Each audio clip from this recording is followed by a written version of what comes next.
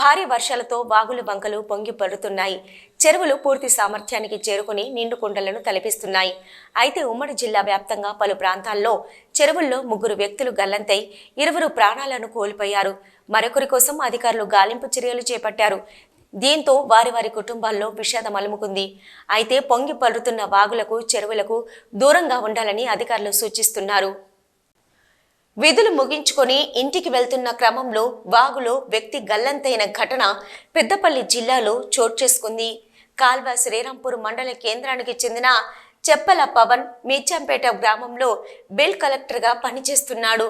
మిర్జంపేట నుంచి కాల్వ శ్రీరాంపూర్కు తన ఇంటికి వచ్చే క్రమంలో కొత్తకొండ శివార్లోని నక్కల వాగుపై నుంచి బైక్ మీద దాటుతుండగా ప్రమాదవశాత్తు కల్వర్టులోకి జారిపోయాడు.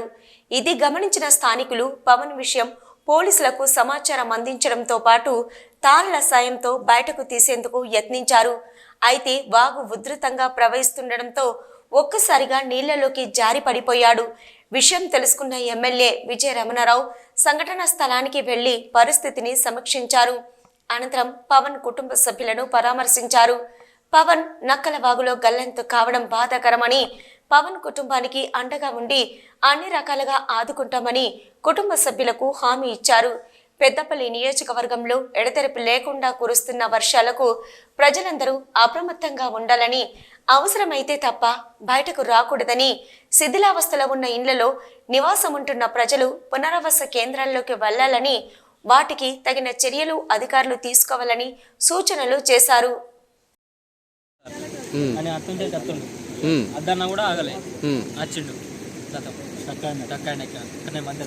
ఎంతమంది ఉన్నారు బండి మీద? ఇద్దరు అంటే ఒక ఆయన అక్కడనే దిగిండు, ఒక ఆయన ఉన్నాడు. మీరు చూస్తున్నా కొట్టుకోపోయిందా? నాగులు బాగా వాటర్ వస్తున్నాయి అంటే అప్పటికి దీని నుంచి వాటర్ కూడా పోతున్నాయి. ఇదే పోతున్నాయి అర్థం చెప్పి ఇంతకుముందు కొత్తపల్లెలో తాళ్ళు వేసుకొని దాటిలు ఒక 4 మగవాళ్ళు దాటిలు. తాళ్ళు లేదు మీరు రారు ఆనే అంటే వాళ్ళు వచ్చిండ్రు. అంటే అప్పుడు నువ్వు ఎక్కడ ఏడున్నావు? అక్కడ ఇక్కడనే ఉన్నావు. ఇక్కడ మొత్తుకుంటాను రాకాంచి మొత్తుకుంటానా. ఇక నేను వాళ్ళు అడ్డం పడ్డరు, బండి పడ్డది. బండి పడ్డ అక్కడ నడుపుకుంటే వస్తున్నాడు చిన్నగా. అట్లా అంటే అడ్డం పడ్డది. అది పోల్ ఉంటే పోల్కి వచ్చి ఆగిండు. నేను ఆడదాకా పోయి ఇట్లా నడుచుకుంటూనే పోయినా. మళ్ళీ మలయాళాలు ఉన్నారు, వాళ్ళు కూడా వచ్చి మలయాళ ఫోన్ చేసి కారు నుంచి ట్రాక్టర్ పట్టుకుని వచ్చిండు. ఆ తారు దాన్ని ఎక్కేటాళ్ళకి ఏముంది, ఆ బండి అటే పోతుంది. ఆ బండి అటే పోయి ట్రాక్టర్ మేము అందరం తాడు పట్టుకొని మేము ఉన్నాం, మేము అందరం బయట పట్టుకునే ఉన్నాం. ఇటు సైడ్ ఉన్నాం, ఆయన అటు సైడ్ పోయి అలా పట్టు ఇద్దరు పట్టరు. ఒకళ్ళు బయటకు వచ్చేది, ఎట్లా వచ్చింది బయటకు? మరి మీరు తప్పరాదు. ఇప్పుడు అక్కడ కింద ఎంత లోతు ఉంటుంది? కింద బాగా 2 రోజులు విషయం ఏంటంటే వరద బాగా వస్తూ ఉంది, ఇంకా వర్షం కురుస్తూ ఉంది. సాధ్యమైనంత వరకు 2 గంటల నుంచి వెళ్ళి అన్ని విధాల ప్రయత్నం చేసినప్పుడు కూడా మన వరద ఎక్కువ ఉండడంతో చుట్టూ నీళ్ళు ఎక్కువై మరి డెడ్ బాడీ ఎక్కడ ఉందో దొరకనటువంటి పరిస్థితి ఉంది. మరి వాతావరణం కూడా పూర్తి చీకటి అయింది. మరి దీనికి సంబంధించి అన్ని విధాలుగా ప్రయత్నం చేస్తూ ఉన్నాం. మరి ఆర్డీఓ గారు కానీ, ఎంపీఓ గారు కానీ, సిఐ గారు కానీ, ఎస్ఐ గారు కానీ మరి ఇక్కడే ఉండి, తహసీల్దార్ గారు కూడా ఇక్కడే ఉండి మరి అన్ని రకాల ప్రయత్నాలు జరుగుతూ ఉన్నాయి. తప్పకుండా మరి చనిపోయినటువంటి ఒక యువకుడు మరి అతనికి ఈత రాదని చెప్పి తెలిసింది ఇక్కడికి.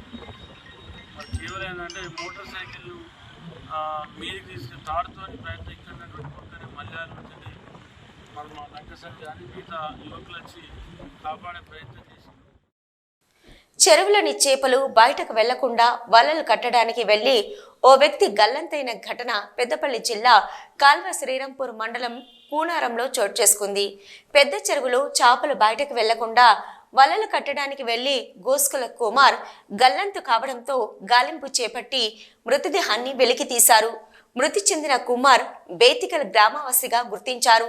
చెరువులో నుంచి చేపలు బయటకు వెళ్లకుండా మత్తడి వద్ద వలలు కట్టడానికి వెళ్లి గోస్కుల కుమార్, కలవేన మొగిలి, సాగల్ర తిరుపతి, చేతి నర్సయ్యలు వెళ్లగా వరద ప్రవాహానికి గోస్కుల కుమార్ గల్లంతయ్యాడు. పెద్దపల్లి ఏసీపీ గజ్జి కృష్ణ సంఘటనా స్థలానికి చేరుకుని పోలీసులను, మత్స్యకారులను, రెస్క్యూ టీములు సభ్యులను అప్రమత్తం చేసి ఉదయం నుంచే చెరువులో గాలింపులు చేపట్టగా కుమార్ మృతదేహం లభ్యమైంది. కుమార్ మృతదేహాన్ని చూసిన కుటుంబ సభ్యులు బోరున విలపిస్తున్నారు. బ్రతుకు తెరువు కోసం వచ్చి ప్రాణాలు కోల్పోవడంతో అటు మృతిని గ్రామం ఇటు కూనారం గ్రామంలో విషాద ఛాయలు అలుముకున్నాయి. సిద్దిపేట జిల్లా బెజ్జంకి మండలం తోటపల్లి గ్రామంలోని చెరువులలో చేపలు పట్టడానికి వెళ్లి ఇంటికి తిరిగి వస్తున్న మత్స్యకారుడు సందరి లక్ష్మణ్ గల్లంతయ్యాడు. సమాచారం అందుకున్న బెజ్జంకి పోలీసులు గాలింపు చర్యలు చేపట్టారు. అయినా ఫలితం దక్కలేదు. సంఘటన స్థలానికి Manakondur MLA doctor Kavvampalli Satyanarayana, Karimnagar Congress party parliament అభ్యర్థి వెల్చాల రాజేందర్ రావులు సందర్శించారు. ఈ సందర్భంగా ఎమ్మెల్యే కవ్వంపల్లి మాట్లాడుతూ తోటపల్లి గ్రామానికి చెందిన సందరి లక్ష్మణ్ అనే మత్స్యకారుడు గల్లంతు కావడం దురదృష్టకరమన్నారు. గత 2 రోజులుగా జిల్లాలో విపరీతంగా కురుస్తున్న వర్షాల వల్ల అన్ని గ్రామాల్లోని చెరువులు, కుంటలు నిండిపోయాయని, వరద ఉధృతి ఎక్కువైందని ప్రజలు అప్రమత్తంగా ఉండాలని ఎమ్మెల్యే పిలుపునిచ్చారు. అత్యవసరమైతే తప్ప ప్రజలెవరూ ఇళ్లలో నుంచి బయటకు రావద్దని ఎమ్మెల్యే కోరారు. జాలరి కుటుంబ సభ్యులు ఆందోళన చెందకూడదని, పోలీసుల ఆధ్వర్యంలో ఇతర అన్ని శాఖల అధికారులు ఆయన ఆచూకీ కోసం తీవ్రంగా శ్రమిస్తున్నారని ఎమ్మెల్యే స్పష్టం చేశారు. ప్రజలకు వర్షాల వల్ల ఎలాంటి ఇబ్బందులు కలగకుండా అన్ని రకాల చర్యలను రాష్ట్ర ప్రభుత్వం తీసుకుంటుందని కవ్వంపల్లి అన్నారు.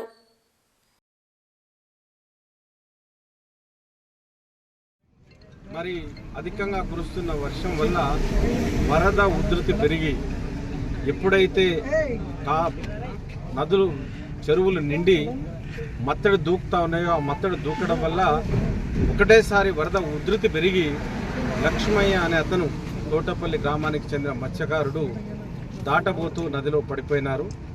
మరి ఇంతవరకైతే ఆయన యొక్క ఆనవాళ్ళు మాత్రమే దొరికినాయి. ఇంకా డెడ్ బాడీ దొరకలేదు. దానికోసం పోలీసు వారు, రెవెన్యూ సిబ్బంది, ఆర్డీఓ గారు కానీ, సర్కిల్ ఇన్స్పెక్టర్ కానీ, ఎంఆర్ఓలు, ఎస్ఐలు అందరూ కూడా 20 మందితో ఒక 2 కిలోమీటర్ల పొడవున వెదికించినా కూడా ఎక్కడ కూడా బాడీ లభ్యం కాలేదు. మరి ఇంకా వాటర్ యొక్క ఉధృతి ఇంకా ఎక్కువనే ఉన్నది. అది తగ్గుముఖం పడితేనే కానీ ఏమన్నా చెప్పలేమన్న ఉద్దేశంతో ఉన్నాము.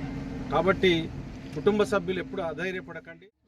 ఇప్పుడు ఏదైతే ఉందో ఆ బాడీని వెతికే ప్రయత్నం చేస్తే బాగుంటుంది. ఫ్యామిలీకి కూడా ఏదైతే ఉందో కొంత సాంత్వన ఇచ్చినట్టు అయింది. గ్రామస్తులు, ప్రజలందరూ కూడా ఏదైతే ఉందో కరెక్ట్గా ఉంటుందన్న భావనతోని ఎమ్మెల్యే గారు మాట్లాడారు.